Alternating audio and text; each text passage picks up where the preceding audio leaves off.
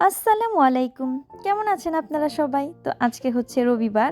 আর রবিবার সকালবেলাতে আমি কি দিয়ে নাস্তা করব এটা নিয়ে খুবই কনফিউজড হয়ে যাচ্ছিলাম। তো চিন্তা ভাবনা করে মনে হলো যে মোগলাই বানিয়ে খাই।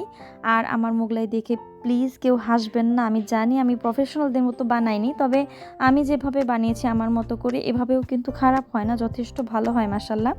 সস দিয়ে খেতে ভালোই লাগে। আপনারাও চাইলে ট্রাই করে দেখতে পারেন। তো মোগলাইটা দিয়ে সকালের নাস্তাটা কমপ্লিট করে আমি হচ্ছে দুপুরের রান্নার প্রিপারেশন নিচ্ছিলাম। আর আজকে আমি রান্না করব হচ্ছে হাতে মাখা ডাল চচ্চড়ি আর ডিম ভুনা।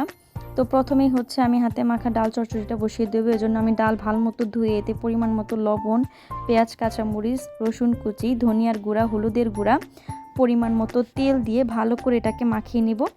যত সুন্দর করে আসলে ডাল চচ্চড়িটা মাখানো হয় ততই কিন্তু এটার টেস্ট ভালো হয়। তো মাখানো শেষে আমি পরিমাণ মতো পানি দিয়ে এটা চুলায় বসিয়ে দেব। আর এটা যখন হয়ে আসবে তখন হচ্ছে ধনিয়া পাতা আর টমেটো কুচি দিয়ে আমি ডালটা নামিয়ে নিয়েছি। তো এরই মাঝে আমার ডাল রান্না হয়ে যাওয়ার পরে আমি হচ্ছে ডিম ভুনা করে নেব। প্রথমে হচ্ছে ডিমগুলোকে একটু তেলের মধ্যে দিয়ে ভেজে নিই। তারপরে হচ্ছে পেঁয়াজ মরিচ দিয়ে দিব তেলের মধ্যে। আর আজকে আমি পেঁয়াজ মরিচের সাথে একটু টমেটো কুচিও দিয়েছি। শীতকালীন সময়ে এই যে শীতের যেসব সবজি আছে বিশেষ করে যে টমেটো আর যে ধনিয়া পাতা এগুলো আমার বিভিন্ন তরকারিতে দিয়ে রান্না করতে খুব ভালো লাগে। আর এতে কিন্তু টেস্টও অনেক বেশি ভালো আসে। তো আমি হচ্ছে পেঁয়াজ আর টমেটোটা একটু লাল লাল করে ভেজে এতে একটু আদা বাটা দিয়ে তারপরে পরিমাণ মতো পানি দিয়ে সব ধরনের মশলা দিয়ে দিই। মশলা দিয়ে একটু কষিয়ে তারপর হচ্ছে ডিমগুলো দিয়ে দিই। ডিমগুলো দেওয়ার পরে হচ্ছে আমি ভালো করে কষিয়ে তারপরে হচ্ছে পরিমাণ মতো পানি দিয়ে নামিয়ে নিই।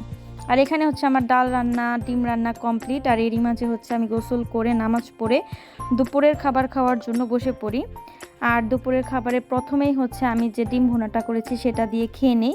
তো ডিম ভুনাটা মাশাআল্লাহ অনেক বেশি মজা হয়েছিল। বলেছি না যে টমেটো দিয়ে ডিম ভুনা করলে অনেক বেশি মজা হয়। তো ডিম ভুনা দিয়ে খাওয়ার পরে আমি হচ্ছে যে ডাল রান্না করেছি টমেটো দিয়ে আর ধনিয়া পাতা দিয়ে সেটা দিয়ে খেয়ে নিচ্ছিলাম। তো দুইটা আইটেমই মাশাআল্লাহ অনেক বেশি মজা হয়েছে। আজকের ভিডিওটা আমি এখানেই রাখছি। সেই পর্যন্ত ভালো থাকবেন আপনারা সবাই।